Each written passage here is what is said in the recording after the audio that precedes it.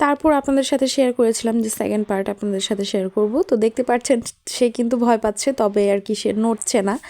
আর যেহেতু কানের বিষয় খুব ভালো করে নিখুঁতভাবে আর কি স্যার চেক করছিল যে কানের মধ্যে কি সমস্যা।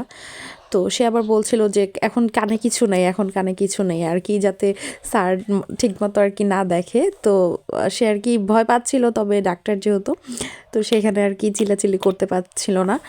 তো বাড়িতে আর কি কোনোভাবেই কানে হাত দিতে দিচ্ছিল না।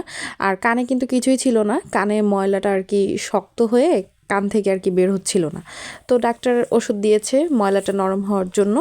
তো আগে ডাক্তার ওয়াশ করার চেষ্টা করেছে, কিন্তু ওয়াশ করার পরেও যেহেতু আসছে না আর ময়লাটা শক্ত হয়ে আছে, তাই বের হচ্ছিল না। আর আমি এখানে স্যারের রুমটার আর কি ভিডিও ক্লিপ নিচ্ছিলাম আপনাদের সাথে শেয়ার করার জন্য। উনি দিনাজপুর পপুলার ডায়াগনস্টিকে বসে রাত 8টা থেকে 9টার মধ্যে আপনারা ওনাকে পেয়ে যাবেন।